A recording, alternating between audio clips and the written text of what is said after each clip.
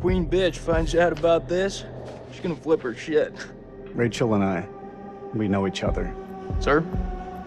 The queen bitch you're referring to is his wife. Nice work, hotshot.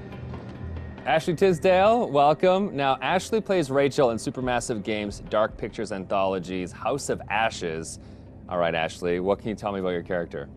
My character, Rachel, is a CIA operative, and it is taken place in 2003 in the Gulf War, and she is on a mission to find chemical weapons, so she's pretty badass. Wow. This is your first time doing a video game. This is my first time, yeah. Wow, so how does that process compare to maybe the stuff that you've done, on camera before? I think that it's just very obviously a different approach to it. I do a lot of voiceover for animation series, so I would say it's more in line with that because you're in a studio all day and it's like you and the script and then also like some of the other characters, but it's just like kind of going through it really fast versus, one scene on a TV show or a movie could take like an hour to 2 hours. So you're constantly going through it. It's a really long process, but it's cool, it's different. You're wearing like heavy machinery on your head and it's like getting all of your facial expressions. So it's pretty crazy. You're gonna just be like completely like so muscular by the time you're done. Your neck will be. My neck is super strong. Yeah, the strongest neck ever now. Yeah. And how do you prepare for something like that? Then I feel like the script, it's not maybe necessarily you're preparing for particular scenes. Everything is so varied. Like, how do you really kind of get ready for it? I pretty much, obviously read the script beforehand, but I don't spend a lot of time on it like I would another script, like either with a movie or a TV, because it's the same thing of how I approach animations, is that I know when I'm here, I'm gonna be with the director and they're gonna have me do it like multiple different ways because there is multiple different directions the character can go. So if I were to fully prepare, I would maybe like put myself in this like, well, it's got to be this way, and I want to feel free to like be able to have them say, do it more sympathetic and do it more angry. And so I kind of don't fully prepare. I just know who the character is, and as long as I know the intention of what I'm saying, then I'm good. What is it? The guy who served me, I don't know. He was looking at me pretty strange.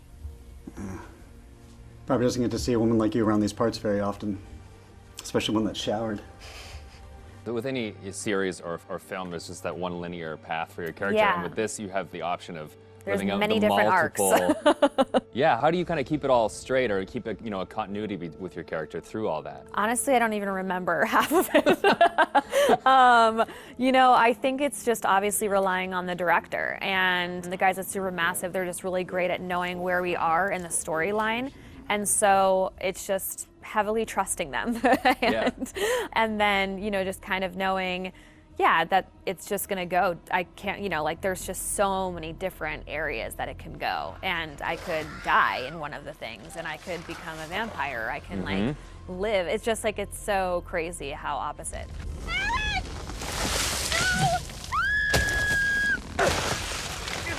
It's got to be interesting too to think that someone's gonna like play you in a game and then maybe you'll die or you'll live or you'll like the people will be in control of your future. I know. I think it's gonna be really crazy just seeing my face on like the character. That's gonna be so wild. It's so crazy how far video games have come. It's so much more cinematic and like the movies that it's pretty wild. It's like beautiful to watch, but it's gonna be crazy. Now, I guess we have a couple rapid fire questions that I'd like to hit you with as well. Okay, ready for this? Okay, so bitten by a vampire or buried alive? Oof.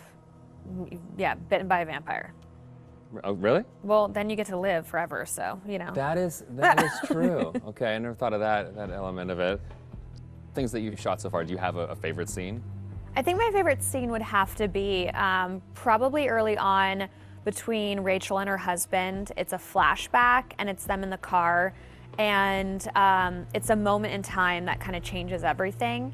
And what I love about it is that it really shows who Rachel was and how it changed her to become who she is today. There's just so much happening in the game that it's just like a moment where it's just like really kind of stripped down and one-on-one, and I think it's a really beautiful scene. What is it? The guy who served me, I don't know. He was looking at me pretty strange.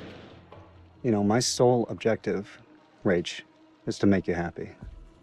Doesn't matter where we are or what we're going through, I'll always put a smile on your face. See? I told you. So how do you get into that? Because I feel like, it's sometimes it's such a sudden change from one scene to the next. So how do you kind of really get into that moment so quickly? I think how we've done it is that we would start off with the earlier stuff. So Okay. it's kind of like you're building to the bigger pieces. And yeah, usually the end of the day, we'll have like the biggest stuff, whether that's us like screaming and fighting, because it obviously drains us and our vocals. So, they know to kind of like have us do the whole like action stuff at the very end of the day. They're breaking through the perimeter. You got any bright ideas? Now's the time.